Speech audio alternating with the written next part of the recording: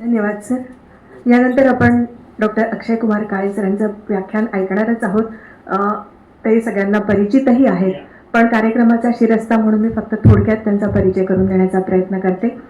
सकारात्मक जीवनदृष्टी, निकोप साहित्यदृष्टी आणि तीक्ष्ण समीक्षक दृष्टी लाभलेले डॉक्टर अक्षय कुमार काळे जाणकार समीक्षक, विद्यार्थीप्रिय अध्यापक, कुशल प्रशासक म्हणून सुपरिचित आहेत. वयाच्या अवघ्या 27व्या वर्षी PhD आणि 46व्या वर्षी डिलीट पदवी त्यांनी प्राप्त केलेली आहे आणि नागपूर विद्यापीठाच्या मराठी विभागाचे प्रमुख म्हणून त्या निवृत्त झाले आहेत. साहित्य क्षेत्रात अतिशय मोलाची भर घालणारी विपुल साहित्य संपदा त्यांची आहे, याचा उल्लेख आत्ताच झाला.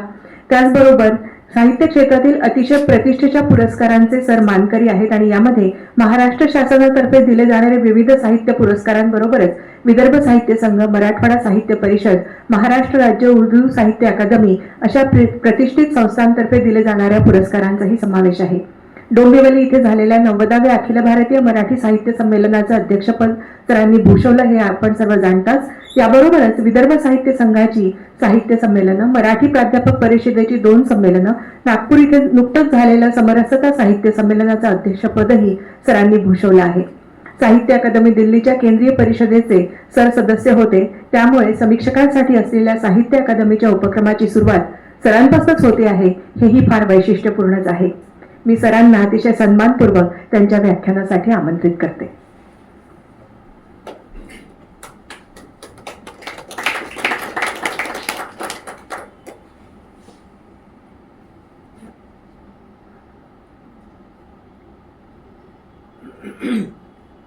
विदर्भ साहित्य संघाचे अध्यक्ष प्रदीपजी दाते, साहित्य अकादमीच्या केंद्रीय कार्यकारिणीचे सदस्य डॉक्टर प्रमोद मुनघाटे, विदर्भ साहित्य संघाचे सरचिटणीस विलासजी मानेकर,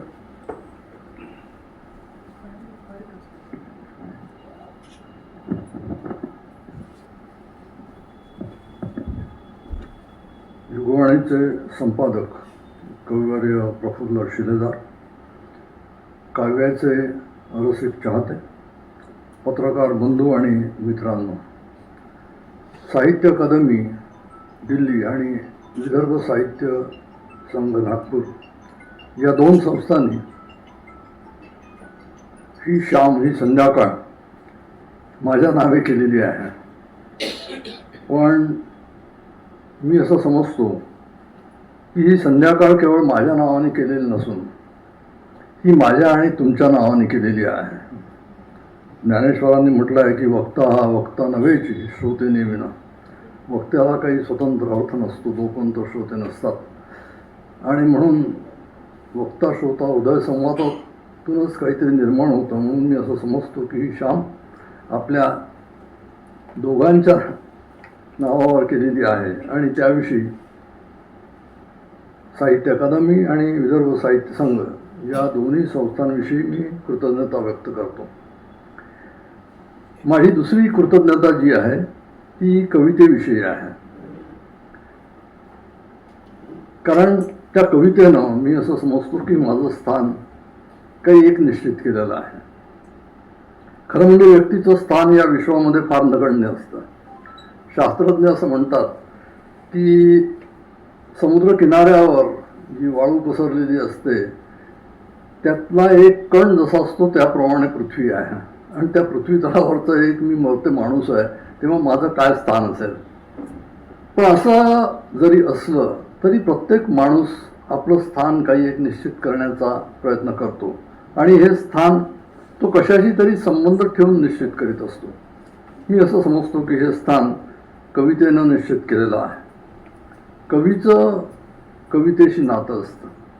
जसं मी एक रसिक म्हणतो तो माझं जसं नातं आहे, तसं कवीचं देखील कवितेची नातं असतं.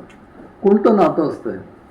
संस्कृत काव्यशास्त्रज्ञांनी कवितेला स्त्रीच्या रूपामध्ये पाहिलेलं आहे आणि म्हणून संस्कृत काव्यशास्त्रामध्ये कविता कामिनी म्हणण्याचा प्रघात आहे. एक सुभाषितकार असं म्हणतात की कविता वनिता चयो स्वयमे वागतावरा बलादात कृष्यमाणा सा सरसा विरसा भवेत.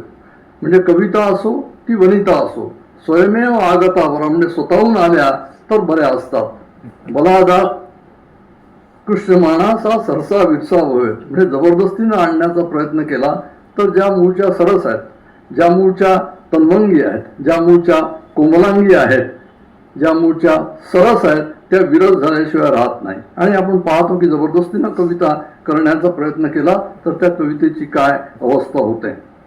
तेव्हा कवितेकडे एक कामिनी म्हणून बघण्याचा हा जो दृष्टिकोन आहे, हा दृष्टिकोन मराठीत देखील आला, तो संस्कृतमधूनच आलेला आहे.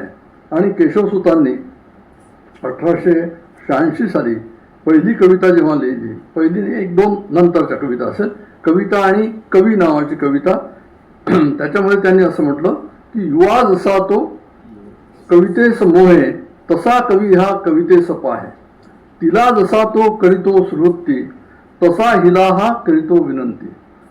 त्याप्रमाणे कवीचं आणि कवितेचं नातं जे आहे ते प्रियकर प्रेयसीचं आहे. केशवसुतांनी कवितेवर बरंच काही लिहिलं, त्यांच्या काव्यदृष्टीमध्ये ते जाणवतं आपल्याला. आणि विशेषतः त्यांच्या 3 कविता प्रसिद्ध आहेत. एक फिर्याद नावाची कविता, एक थकलेल्या भटकणाराचे गाणे नावाची कविता, आणि एक रुष्टसुंदरीस नावाची कविता. या रुष्टसुंदरीस या कवितेमध्ये केशवसुतांनी असं म्हटलेलं आहे की नादी लावून वेडा केले ज्याला तू सुंदरी, नादी लावून वेडा केले ज्याला तू सुंदरी, रुष्ट कशी होऊन बैसली आता त्याचेवरी. म्हणजे पुष्कळदा कवी कविता करत असताना त्याला काही सुचत नाही आणि मग त्याला असं वाटतं की ही कविता देवता आपली प्रेयसी जी आहे ती रुष्ट होऊन बसलेली आहे, म्हणून तिची आळवणी केशवसूत करताना आपल्याला दिसतात. तेव्हा कवीचं हे जे नातं आहे ते प्रियकर प्रेयसीचं नातं आहे. पण मी असं समजतो की हे अर्धसत्य आहे. याचं कारण असं की पुष्कळांनी कवितेला कवीची दुहिता असं म्हटलेलं आहे. दुहिता म्हणजे मुलगी, ती कवीची दुहिता आहे. आणि खरी प्रेयसी कोणाची आहे तर ती रसिकाची खरी प्रेयसी आहे आणि ती रसिकाकडे धाव घेत असते. केशवसुतांचे शिष्य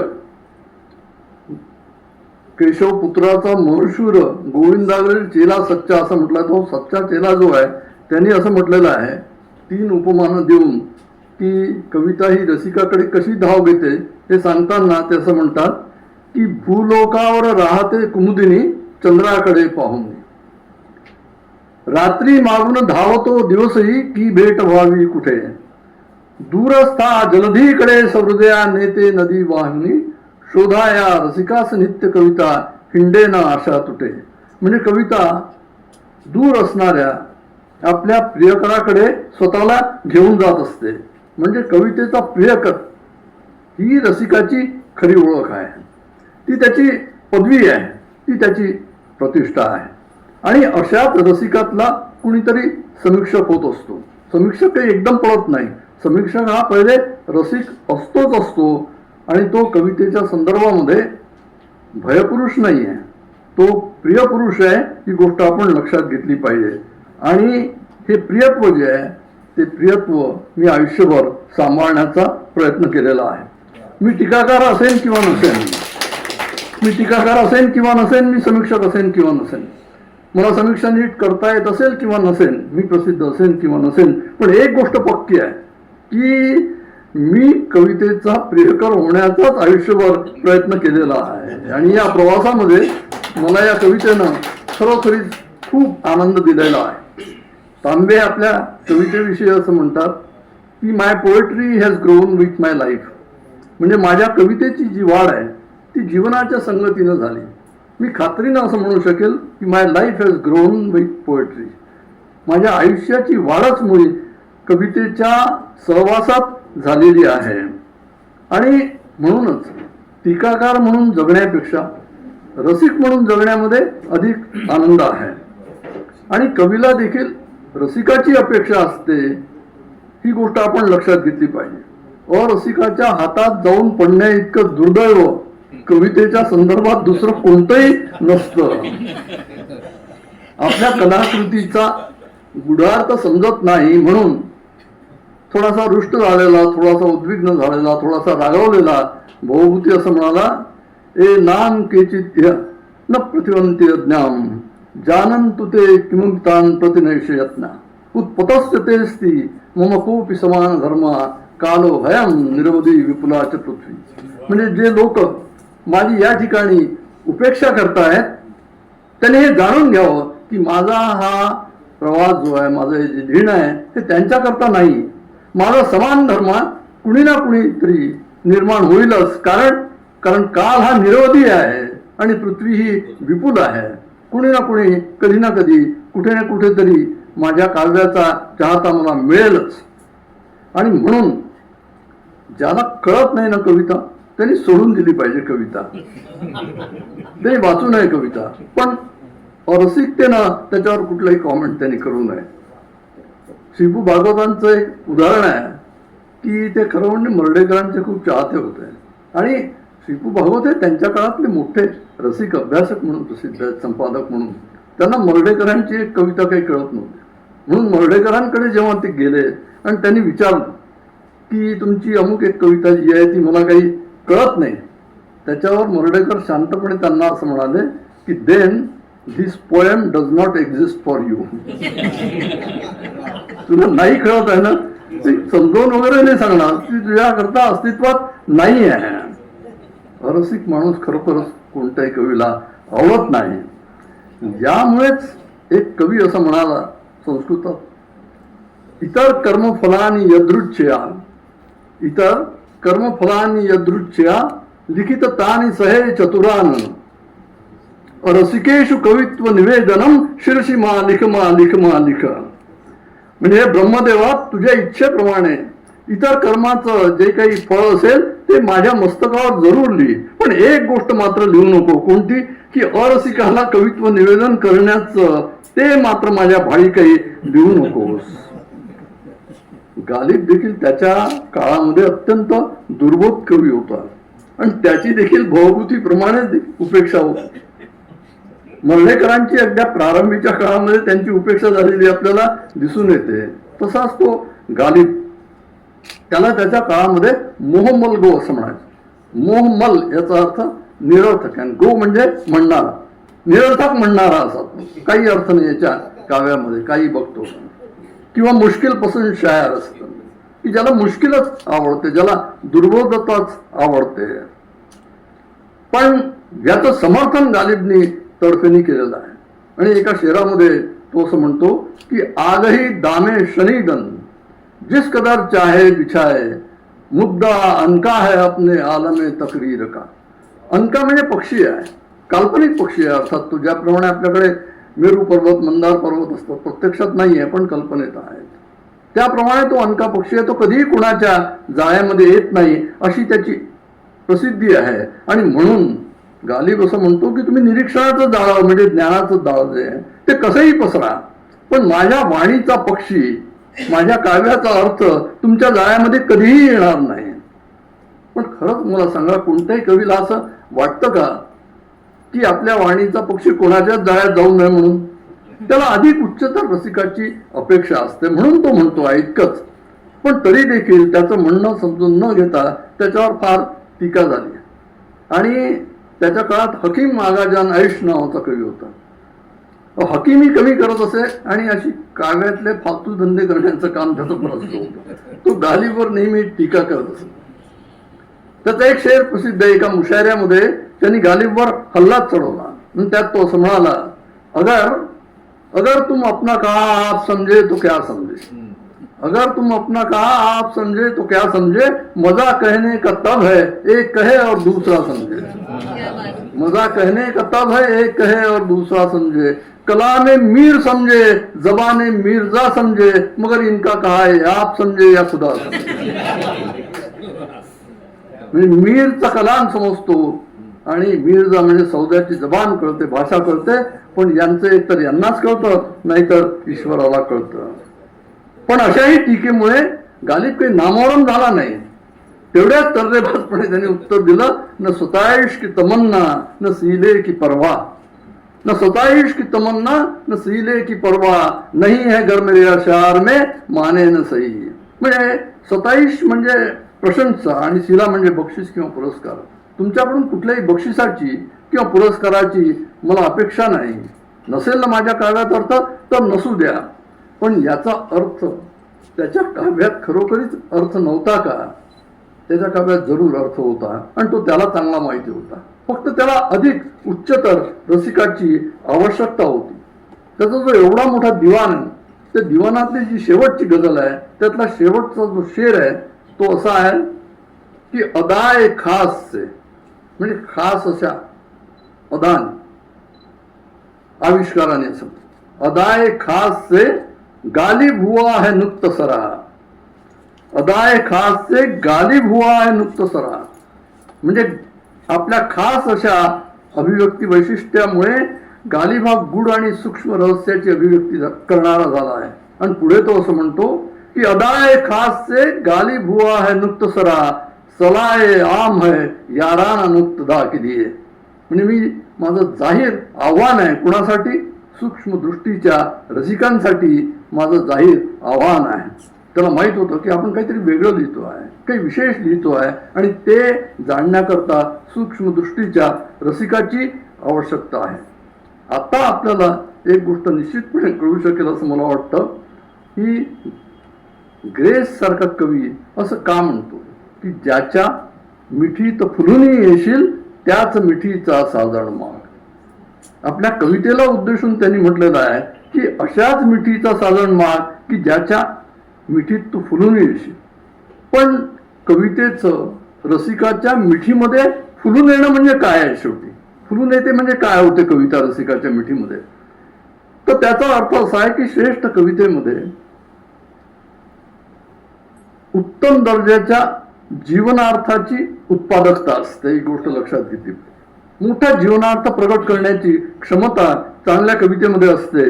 पण हा जो जीवनार्थ असतो, हा जीवनार्थ त्या कवितेमध्ये मुग्ध स्वरूपामध्ये असतो, तो सुप्त स्वरूपामध्ये असतो, पण तो प्रगटण्यासाठी मात्र उत्सुक झालेला असतो. आणि त्या अर्थामध्येच विस्ताराची, प्रसरणशीलतेची ही जात्यात क्षमता असते.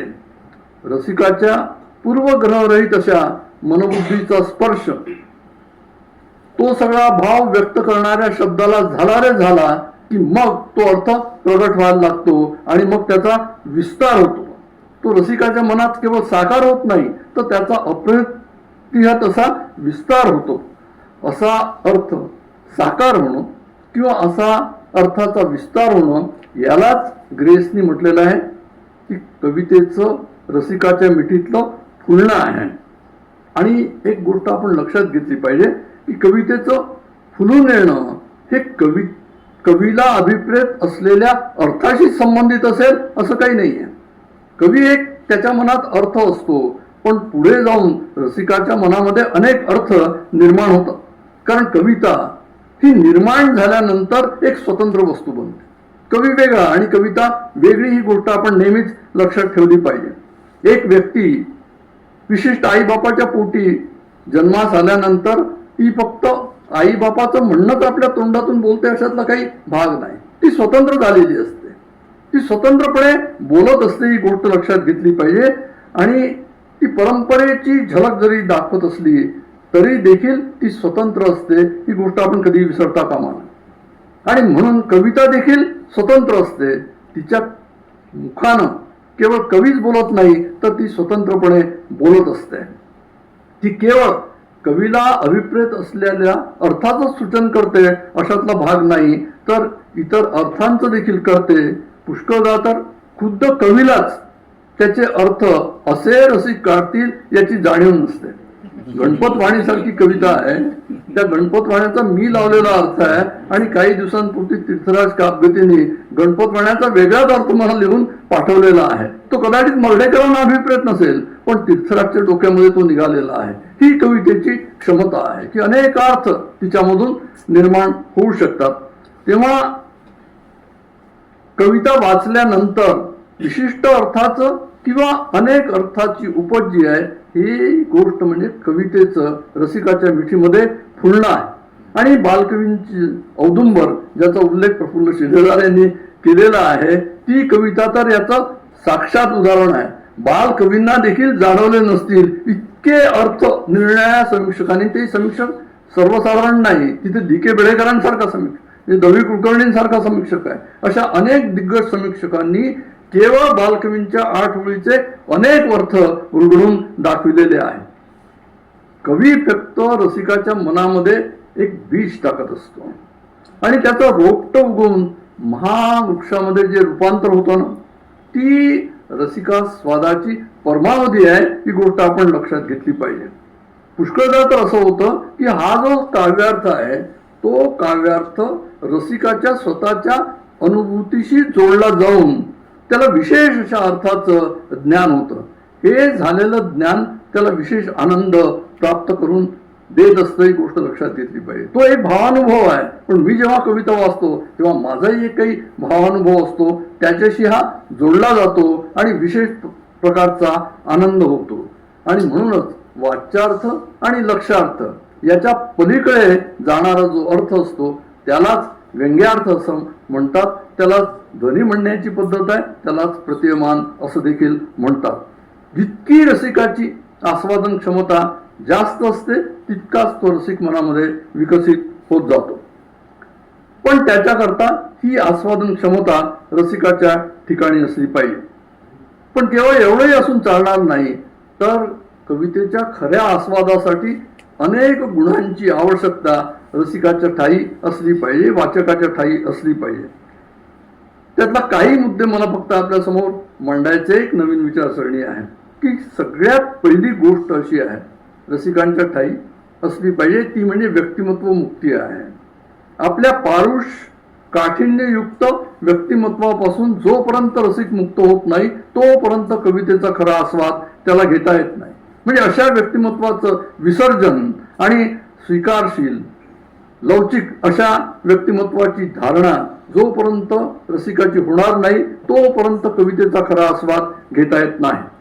म्हणजे कवीजवळ जशा भावना असतात, कवीजवळ जसे विचार असतात, त्याप्रमाणे रसिकांजवळ देखील असतात. ही गोष्ट आपण लक्षात घेतली पाहिजे आणि त्या असल्या पाहिजे, ही महत्वाची गोष्ट आहे. पण या भावना विचारातून काव्याची निर्मिती कशी होते हे सांगताना वर्ड्सवर्थनी असं म्हटलेलं आहे की poetry is the spontaneous overflow of powerful feeling. अतिशय चावून चावून चोथा झालेली व्याख्या आहे आणि ती सगळी तुम्हाला माहिती, याच्यात काही शंका नाही. पण मला तिथून पुढे इलियटकडे वळायचं आहे आणि त्याचा बेस जो आहे तो वर्ड्सवर्थची व्याख्या आहे. तर ते काय म्हणतोय तो की poetry is the spontaneous overflow of powerful feeling. पण हा पूर्वार्ध झाला त्या व्याख्येचा. त्याचा उत्तरार्ध असा आहे, it takes its origin from the emotion recollected in tranquillity. त्याचा अर्थ असा की कविता म्हणजे प्रबळ भावनाचं उत्स्फूर्त ओसंडून वाहणं आहे, पण तिचं मूळ शांत अवस्थेत गोळा केलेल्या भावनेत असतं. पण इलियटने जरा विरोध दाखवला. इलियटने पूर्णपणे ते स्वीकारलं नाही. उलट तो असं म्हणतो की poetry is not turning loose of emotion. म्हणजे न टर्निंग लूज ऑफ इमोशन म्हणजे कविता ही नुसता सोडलेला न नाही की धडधड वाईन. Poetry is not a turning loose of emotion but an escape from emotion. भावनेपासून मुक्ती आहे असं तो म्हणतो आहे. It is not the expression of personality. ते फक्त व्यक्तिमत्वाचं प्रगटीकरण नाही आहे, but an escape from personality. पण पुढे तो असं म्हणतो की but of course only those who have personality and emotion know what it means to want to escape from this things. म्हणायचं त्याला हे आहे की तर ती व्यक्तिमत्व मुक्ती आहे, पण त्यासाठी त्या कवीजवळ भावना आणि व्यक्तिमत्व असलं पाहिजे. आणि इतकंच नाही तर त्याला त्याचा अर्थ या गोष्टीपासून दूर जाण्यासाठी कळला पाहिजे. म्हणजे भावना, इमोशन्स, पर्सनॅलिटी या गोष्टी कवीजवळ असल्याच पाहिजे, पण आपल्या विचारांच्या विवेकनिष्ठ आकलनासाठी त्या असल्या पाहिजे असं इलियटला म्हणायचं आहे. आता जर निर्मितीच जर व्यक्तिमत्वापासून विलग होऊन जर होत असेल तर आपल्याला देखील म्हणजे रसिकांना देखील आपल्या व्यक्तिमत्वापासून मुक्त होऊन रसिकतेनं कवितेचा आस्वाद घेतला पाहिजे. म्हणजे आपल्या भावनांचा आणि आपल्या व्यक्तिमत्वाचा पूर्ण आकलन करून हा आस्वाद कवितेचा घ्यायला पाहिजे. नाही तर काय होतं की मला जे आवडेल तेच कवितेत असेल तर मी कविता वाचीन किंवा आस्वादीन असा प्रकार घडतो. आणि असं तर होणं शक्य नाही. असं जर आपण करण्याचा प्रयत्न केला तर लहान मुलासारखी आपली अवस्था होते, की लहान मूल म्हणजे एक 8-10 वर्षांचं जसं असतं की त्याला जर तुम्ही विचाराल की तुला कथा सांगतो काय पाहिजे, तर तो पटकन सांगतो की त्याच्यामध्ये एक राजपुत्र पाहिजे, एक राजकन्या पाहिजे, एक राक्षस पाहिजे आणि त्या राक्षसाला त्या राजपुत्राने जिंकलंच पाहिजे, शेवटी हरवलं पाहिजे. त्याच्या डोक्यामध्ये पूर्ण फिट झालेला आहे मसाला सगळा.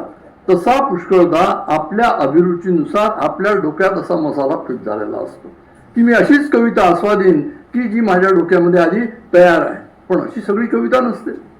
नवकविता आहे, भावकविता आहे, गेय कविता आहे, दलित कविता आहे, आदिवासी कविता, किती वेगवेगळ्या प्रकारची कविता असते. आणि जर या सगळ्या कवितेचा आस्वाद जर आपल्याला घ्यायचा असेल तर कुठेतरी आपल्याला आपलं जे काठिण्ययुक्त किंवा एक कंडिशनिंग झालेलं असं जे व्यक्तिमत्व आहे त्याच्यापासून आपल्याला दूर जावं लागेल. जी अभिरुची आहे आपली पक्की शिलीभूत झालेली, त्या अभिरुचीपासून आपल्याला दूर जावंच लागेल. आणि म्हणून मी खात्रीने असं सांगू शकेल की माझ्या एकूण काव्यास्वादनावर या सगळ्याचा, या अतिसंस्कारितेचा परिणाम मी होऊ दिला नाही. अर्वाचीन मराठी काव्यदर्शन सारखा एवढा मोठा इतिहास लिहिताना स्वाभाविकच माझी काही अभिरुची आहे, माझ्यावरही काही संस्कार झालेले आहे, माझी काही लाडके आणि आवडते कवी आहे, पण त्यांचं सावट मी या एकूण सगळ्या आस्वादनावर पडू दिलेलं नाही. ही गोष्ट आपण लक्षात घेतली पाहिजे की हे मला जे थोडंफार शक्य झालं ते या स्वीकारार्हतेमुळे झालेलं आहे. मला असं वाटतं की रसिकांनी कुठलाही वादी असता कामा नये. वादी फार असतात आपल्याकडे. आता तर वादीचं प्रमाण इतकं वाढलेलं आहे. वादी म्हणजे साम्यवादी, वादीच असतात तेच, आंबेडकरवादी, गांधीवादी, साम्यवादी, दलित, आदिवासी, वॉटर टाईट कंपार्टमेंट ज्याला आपण म्हणू, असे काव्यामध्ये पडलेले आहेत. आणि ते दुसरीकडे पाळतात. पुढे अध्यात्मवादी असेल एखादा कवी तर त्याला जडवाद आवडणार. एखादा जडवादी असेल की ज्याने आपल्या मनातून आत्मा नाकारलेला आहे, ईश्वर नाकारलेला आहे, तो अनात्मवादी आहे, तो निरीश्वरवादी आहे. तुझं एका मिनिटात ज्ञानेश्वरांपासून पुढचं संत काव्य लंबच करून टाकेल. कारण ते ईश्वरवादी आहे, ते तर आत्मवादी आहे, आत्मावादी आहे. मग तुम्ही ते सगळं रद्दबादल करून टाकणार का? असं करता नाही येणार. आणि म्हणून असं सावट आपल्या समीक्षेवर पडू नये याच्याविषयी मी जागृत आहे. म्हणजे प्रत्येकजण कुठला ना कुठला तरी वादी असतो, ही गोष्ट मला मान्य आहे. पण आपल्याला भावलेल्या वादाच्या पलीकडे काव्याचं मोठं जग आहे याची त्याला जाणीव असली पाहिजे. कारण कवी अनेक स्तरातून आलेले असतात, वेगवेगळ्या वर्णवर्गाचे असतात, वेगवेगळ्या परिस्थितीतले असतात, वेगवेगळ्या परंपरांचे आणि धारणांचे असतात. त्या सगळ्यांचे संस्कार त्यांच्यावर झालेले असतात. त्यातून त्यांची कविता जी आहे ती उमललेली असते. आणि या सगळ्याच कवितेचा मला आस्वाद घ्यायचा असतो. आणि म्हणून या संदर्भामध्ये माझं व्यक्तिमत्व मुक्त असलं पाहिजे अशी माझी धारणा आहे. माझ्या अभिरुचीची कविता असेल तर मी वाचेन आणि नसेल तर मी सोडून देईन. हे काही बरोबर नाही. कवितेत कोणताही आशय विषय असतो, त्या आशय विषयाच्या संदर्भामध्ये संवेदना आणि जाणीवांच्या संदर्भात, तत्वज्ञान आणि विचारांच्या संदर्भात, प्रवृत्ती आणि प्रवाहाच्या संदर्भात, वाद संप्रदायाच्या संदर्भात, आकार प्रकारांच्या संदर्भामध्ये मी स्वागतशीलच आहे. फक्त मी तडजोड कशाशी नाही करत तर काव्य गुणांशी मात्र तडजोड करत नाही. मग तो कोणत्याही प्रवाहातली कविता असो ती मला चालेल, मी ऐकेन, आस्वादेन, फक्त त्याच्यामध्ये काव्यगुण असले पाहिजे. दुसरी महत्वाची गोष्ट जी आहे, ज्याला पण पहिली मी तुम्हाला सांगितली की व्यक्तिमत्वाची मुक्ती, अशी दुसरी महत्वाची गोष्ट जर कोणती असेल तर ती तादात्म्य आहे. कवितेशी तदाकार होता आला पाहिजे माणसाला. त्यालाच बी कवींनी तद्रूपता असं म्हटलेलं आहे. बी कवींच्या प्रसिद्ध ओळी आहे, वृत्तंतर्गत टाकणे कठीणता, तद्रूपता पावणे, काव्यानंद रसप्रसंग मग तो निसंग संभोगणे. वृत्तीचं काठिण्य टाकलं की नुसतं वृत्तीचं काठिण्य टाकून चालणार नाही, तर दुसरी गोष्ट जी आहे ती म्हणजे तद्रूपता आहे. त्या कवितेशी तदाकार होणं आहे. आणि ही तदाकारता कधी सहानुभूतीशिवाय निर्माण होत नाही. सहानुभूती म्हणजे सिंपती नाही आहे, सहअधिक अनुभूती आहे. त्या कवीची जी अनुभूती आहे ती अनुभूती आपल्याला आली पाहिजे. याला ज्ञानेश्वरांनी हे हृदयीचे ते हृदय घातलेच. आपल्या हृदयात जे आहे ते कवीला रसिकाच्या हृदयामध्ये घालावं लागतं. पण ते केव्हा शक्य आहे हो? जेव्हा तो रसिक त्या कवीच्या कवितेशी तद्रूप होईल तेव्हा, नाही तर मग पालत्या गड्यावर पाणी अशी अवस्था निर्माण होईल. आणि म्हणून रसिकतेच्या संदर्भामध्ये तद्रूपता ही महत्वाची अट आहे आणि ती सहानुभूतीशिवाय होत नाही. तद्रूपता आणि सहानुभूती हे दोन्ही परस्परावलंबी पदं आहेत पहा. आणि म्हणून ज्ञानेश्वर कविता कशी आस्वादावी हे सांगताना असं म्हणतात, शारदीयेचे चंद्रकडे. आपल्या सगळ्यांना ही ओळ माहिती आहे, याची मला खात्री आहे, पण तरी देखील मी म्हणतो. याचं कारण असं की त्यातल्या 3 संज्ञांकडे, टर्म्सकडे मला आपलं लक्ष वेधायचं आहे. शारदीयेचे चंद्रकडे माझी अमृतकण कोवळे, ते बेचिती मने मवाळे चकोरो तलगे, तिया परी श्रोता अनुभवावी हे कथा, अतिहळुवारपण चित्ता आणून या. काय म्हणतात? चावून चावून चोथा झालेल्या ओळी आहेत मला माहिती आहे, पण तरी देखील त्याच्यामधून एक काव्यशास्त्रीय सिद्धांत ज्ञानेश्वरांनी सांगितलेला आहे की शरद ऋतूच्या चंद्रकिरणामध्ये जे कोवळे असे अमृतकण असतात ते चकोराची पिलं जे आहेत ते वेचतात. पण कशी वेचतात? मने मवाळे. मने मवाळे या शब्दाकडे मी तुमचं लक्ष वेधतो. मन मवाळ करणं ही व्यक्तिमत्व मुक्ती आहे. मन मृदू करून, एरवी आपलं मन जे आहे ते काठिण्ययुक्त असतं, पण कविता आस्वादताना ते काठिण्य घेऊन आपल्याला कवितेकडे जाताच येत नाही. गेलो तर तुम्हाला कविता कळणारच नाही, रसविघ्न निर्माण होईल. आणि म्हणून पहिले ही खुणगाठ बांधली पाहिजे की एखादी कविता मी जेव्हा वाचतो तेव्हा मला माझं मन जे आहे ते मृदू करायचं आहे.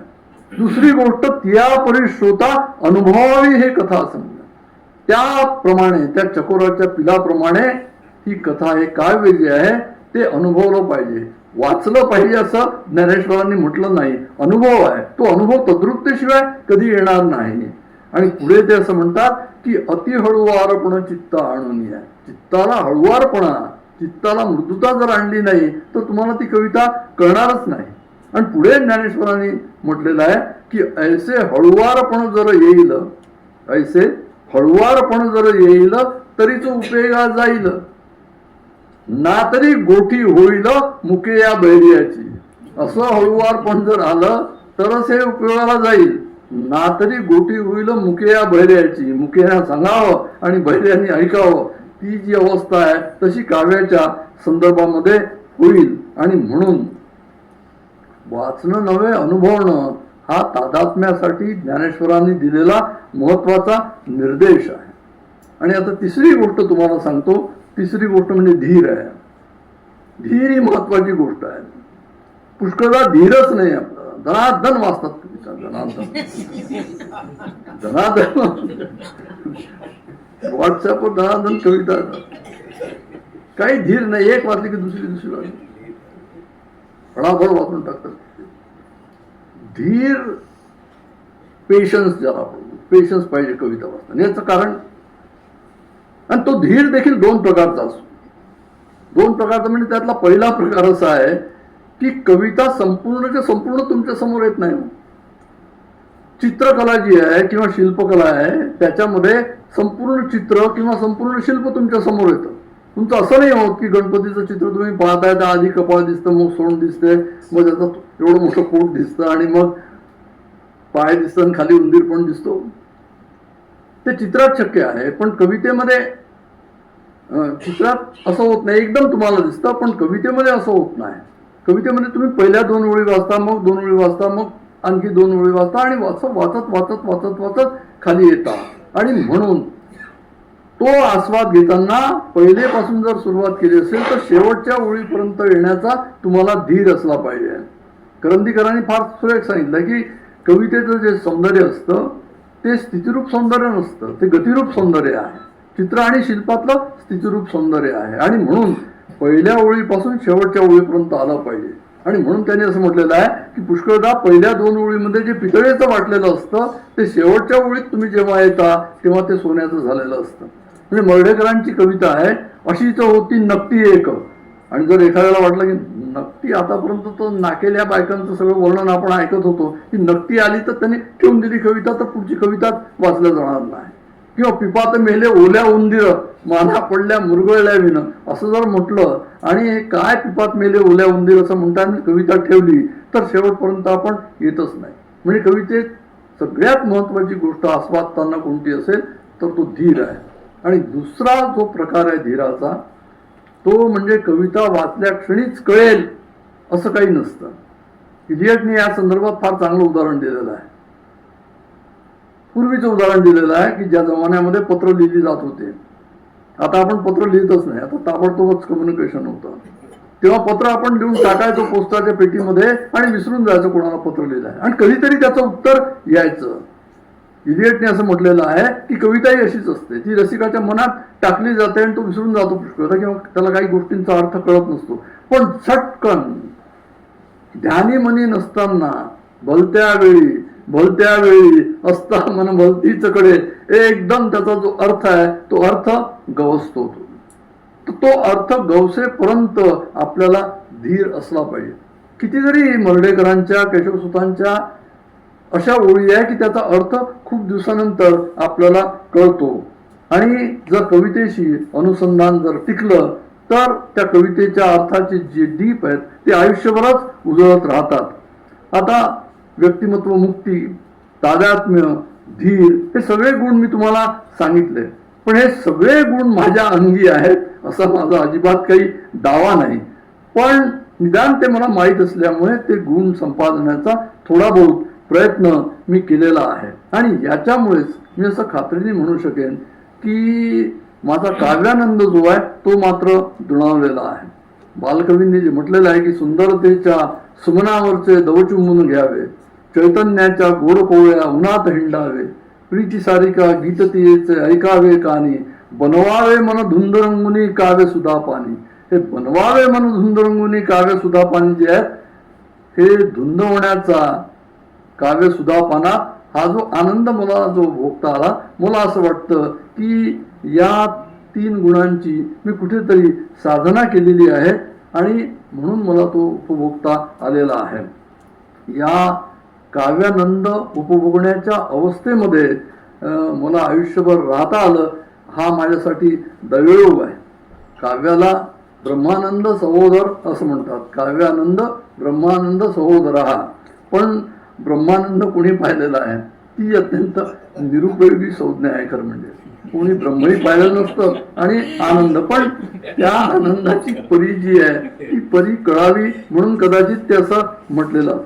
म्हणजे ही आध्यात्मिक परिभाषा आपण जरी सोडून दिली तरी एक गोष्ट आपल्या सगळ्यांच्याच अनुभवाला नेहमी येते की आपल्या काव्य वाचल्यानंतर आपल्या चित्तवृत्तीचं जे आहे ते उन्नयन झाल्याशिवाय राहत नाही. एक अनिर्वचनीय आनंदाच्या लहरी आपल्या अंतःकरणात आवडलेली कविता जेव्हा आपण आस्वादतो तेव्हा निश्चितच निर्माण होतो. आपल्या सगळ्यांना जाणवणारी ही अनुभवसिद्ध गोष्ट आहे. या अपूर्वानंदामध्ये मला आयुष्यभर राहता आलं हे माझं भाग्य आहे. आमच्या वाड्यामध्ये वरुडच्या एक जुना नौकर होता, जो 60 वर्ष आमच्याकडे त्यांनी नोकरी केली. मग आयुष्यभर आणि काहीच नाही, एक धुवट असं धोतर आणि एक बंडी एवढाच त्याचा पोशाख. फक्त तो वर्षातून 2दाच शर्ट घालायचा, फुल शर्ट. एक म्हणजे विजयादशमी म्हणजे दसऱ्याच्या दिवशी आणि एक म्हणजे दिवाळीच्या दिवशी. आणि राब राब राब राब राब दिवसभर राबायचं. वाड्यामध्ये म्हशी पुष्कळ होत्या, म्हशी धुणं, विरजण घालणं, लोणी काढणं, तूप काढणं हे सगळेच त्याचं काम ते आयुष्यभर. तो एक दिवस म्हणाला, त्याचं लग्न विग्न काही झालं, तो मला म्हणाला दादा मायासारखा कोणी भागवान नाही म्हणे. अरे ज्याचं लग्न झालं नाही, अडका नाही, पैसा नाही, संपत्ती नाही, काही नाही, राब राब राबतो हा म्हणतो आहे की मायासारखा कोणी भागवान नाही. मी त्याला म्हटलं तू कसं काय भागवान? तो म्हणाला दादा मायासारखा कोणी भागवान नाही, माया हा जन्मभर दुधा घ्यायला राजा.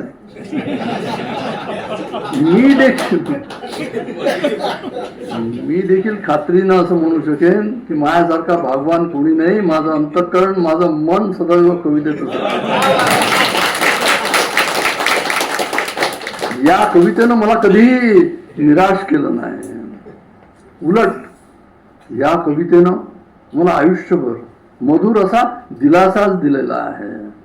कुसुमाग्रज कवींचं आपल्यावरचं ऋण सांगताना असं म्हणतात की पदी जळत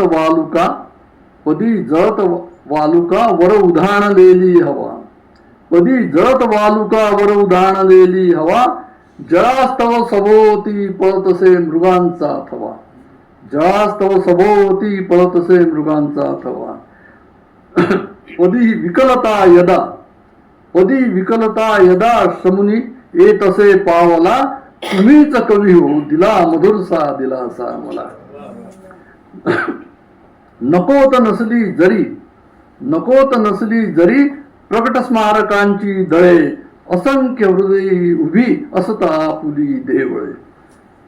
प्रकट अशी स्मारक नसली तरी माझ्या हृदयातच तुमची देवळं उभी आहेत असं कुसुमाग्रज म्हणतात.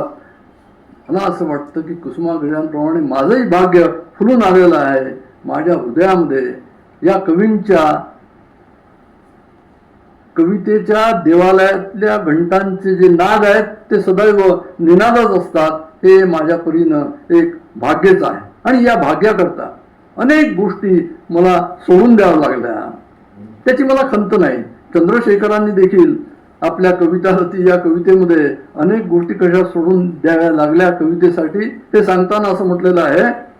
ते पहा काय म्हणतात, काय काय गमावलं मी आयुष्यामध्ये की तुझ्यास्तव उपेक्षिल्या बहुविधा सुविद्या कला, तुझ्यास्तव उपेक्षिल्या बहुविधा सुविद्या कला, तुझ्यास्तवन ती पदे उपपदे मिळाली मला. अध्यक्ष उपाध्यक्ष नाही मिळालं. तुझ्यास्तवन ती पदे उपपदे मिळाली मला, तुझ्यास्तवन लोभता विभव मार्ग मी टाळले, तुझ्यास्तवन लोभता विभव मार्ग मी टाळले, तुझ्यास्तव सखे मला स्वजन तेही कंटाळले. कंटाळतात नुसता कविता करते. आणि पुढे ते असं म्हणतात की तुझ्या स्तवाची हेलना मम गृहावधानी घडे. सगळ्या कवी जितके वेळ बसले असतील ते सगळ्यांना माहिती आहे. हेळणा होऊन जाते संसाराची. तुझ्या स्तवाची हेलना मम गृहावधानी घडे, तुझ्या स्तव जनाहुनी विजन हा मला आवडे. तुझ्या स्तव तुझ्या परी मृदुल देहिनी गेहिनी. पत्नीविषयी म्हणतात तुझ्या स्तव तुझ्या परी मृदुल देहिनी गेहिनी, अनेक समयी दिली ढकलूनी. चंद्रशेखरांच्या अभिप्रायापेक्षा माझा अभिप्राय वेगळा नाही आहे. ते फक्त काव्याच्या निर्मितीविषयी बोलतायत आणि मी काव्याच्या आस्वादाविषयी बोलतोय, इतकाच फरक आहे. आणि हा नाद आयुष्यभर काही सुटला नाही, सोडावसा वाटला नाही. भृंगा जसा असतो ना, लाकूड पोखरून निघून जाण्याची क्षमता असते त्याच्यामध्ये, इतकी ताकद त्याच्यामध्ये. पण तोच संध्याकाळी जर कमलदलामध्ये अडकला आणि कमळाने आपल्या पाकळ्या मिटून घेतल्या तर इतकी लाकूड पोखरून जाण्याची जी क्षमता आहे ती क्षमता असणारा तो भृंगा जो आहे तो सकाळी ते कमलदल पुन्हा उघडेपर्यंत ते पोखरून काही जात नाही. मी असा कमलदलामध्ये अडकलेला भृंगा आहे, पण हे कमलदल जे आहे ते कमलदल आपल्या पाकळ्या काही उघडतच नाही.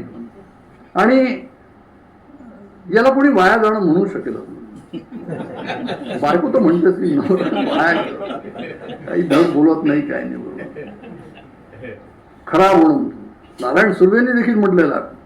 ते काय म्हणतात पहा की कवितेऐवजी रद्दी विकली असती तर बरे झाले असते, कवितेऐवजी रद्दी विकली असती तर बरे झाले असते, निदान देण्याकराचे तगादे तरी चुकविता आले असते. असे झाले नाही.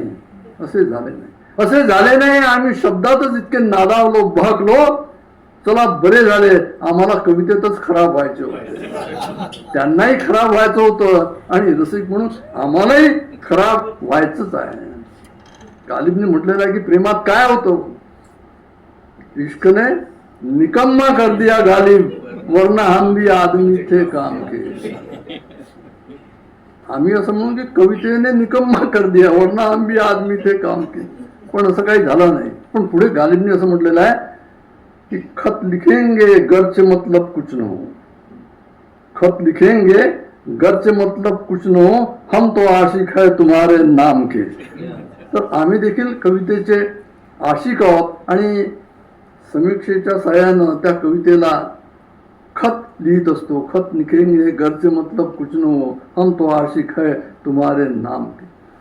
या खराब होण्यातून, या आशिकीतून माझी सगळी समीक्षा उदयास आलेली आहे. मग तो अर्वाचीन मराठी काव्याचा 850 पृष्ठांचा इतिहास असो, ते मर्ढेकरांवरचं 450 पृष्ठांचं मोठं ग्रंथ असो, की गालिबवरची त्रिखंडात्मक जवळजवळ 1500 पृष्ठांची बिल्वदलात्मक मोठा प्रकल्प असो, की जवळजवळ 100पर्यंत लिहिलेले सगळे लेख असो, ग्रेस आणि कुसुमाग्रजांवरची पुस्तकं असो, हे सगळं मी लिहिलेलं आहे.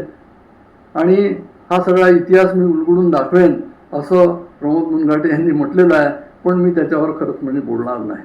याचं कारण असं आहे की आपल्या केलेल्या कार्यावर आपणच बोलणं हे काही योग्य नाही आहे. ते काम आपल्यासारख्या रसिक आणि ज्ञाते मंडळीचं आहे. ते निशिकांत मिरजकरांसारख्या माझ्यापेक्षा 10 वर्षांनी ज्येष्ठ असणाऱ्या एखाद्या समीक्षकाचं आहे, की ज्यांनी कवितारती या मासिकामध्ये माझ्या संपूर्ण समीक्षेचा मोठा आढावा घेतलेला आहे.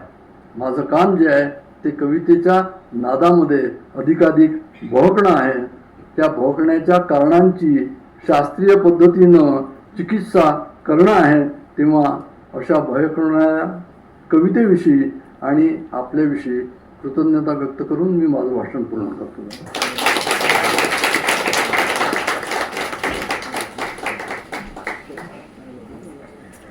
धन्यवाद सर. आणि यानंतर आजच्या कार्यक्रमाचे अध्यक्ष, विदर्भ साहित्य संघाचे अध्यक्ष माननीय श्री प्रदीप दाते सरांना अध्यक्षीय समारोप करण्याची विनंती करते.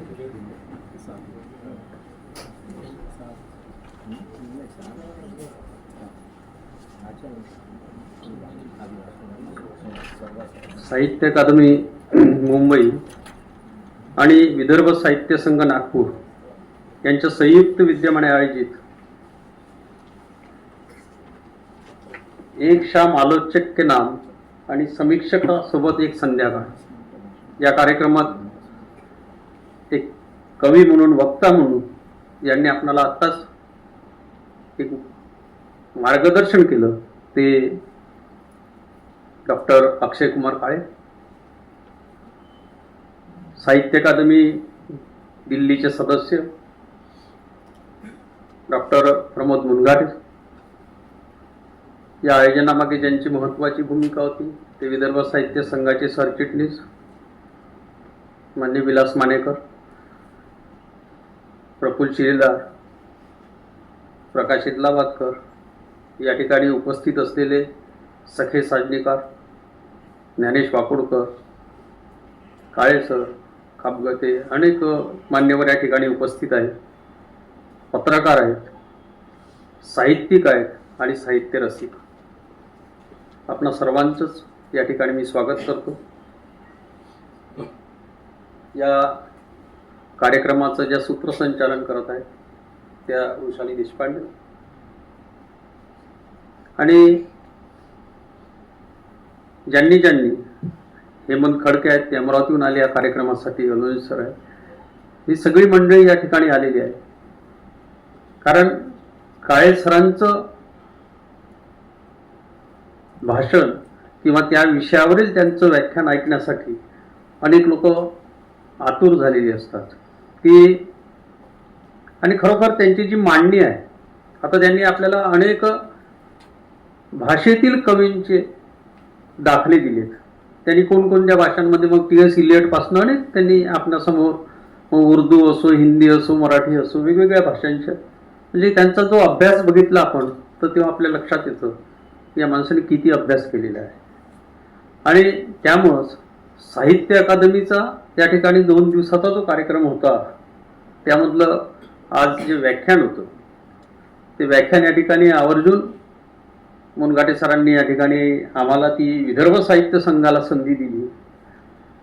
कारण साहित्य अकादमी विषयीची भूमिका त्यांनी सांगितलेली आहे. शिलेदारांनी सांगितली की 19 तासात एक पुस्तक प्रकाशित होतं, म्हणजे हा जर एक हे असेल तर किती मोठं साहित्य त्या साहित्य अकादमीच्या माध्यमातून निर्माण झालेलं असतं.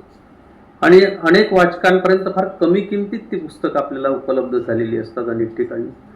मग अशा एका एवढं मोठं साहित्य निर्मिती करणाऱ्या साहित्य अकादमीच्या माध्यमातून हा जो उपक्रम आपल्याला विदर्भ साहित्य संघाला या ठिकाणी घेण्याचं जे आम्हाला संधी मिळाली, त्याबद्दल मी साहित्य अकादमीचे, मुनघाटे सरांचे आणि असेच उपक्रम यापुढेही त्यांच्या माध्यमातून आम्हाला घेण्याची ते संधी उपलब्ध करून देतील ही त्यांच्याकडनं मी या ठिकाणी अपेक्षा करतो.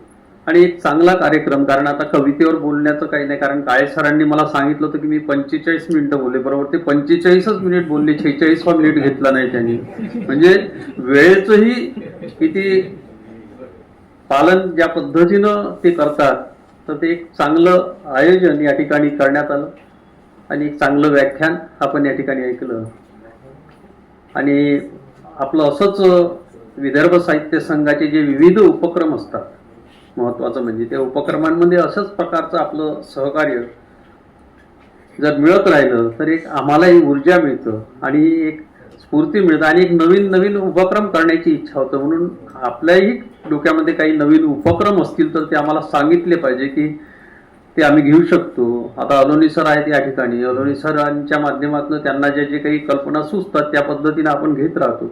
तर ही साहित्य संस्था आहे आणि साहित्य संस्थेच्या माध्यमातून, साहित्याच्या माध्यमातून आपलं जीवन आपल्याला कसं समृद्ध करता येईल हा एक दृष्टिकोन ठेवून आपण हे सगळे उपक्रम या ठिकाणी राबवत असतो. तर पुन्हा आता आपला जास्त वेळ न घेता, कारण त्यांचं म्हटलं तर मी 1 तास तुम्ही बोला, पण ते 45 मिनिटात त्यांनी 45 सांगितले, ते 45 मिनिटात संपवलं. त्यामुळे मी आपला वेळ न घेता असंच साहित्य संघाच्या आपल्या सगळ्या उपक्रमांमध्ये आपण यावं आणि आम्हाला सहकार्य करावं. आणि एक चांगलं संध्याकाळ आपण या ठिकाणी घालवली त्याबद्दल आपला पुनश्च आपणाला धन्यवाद देतो आणि थांबतो.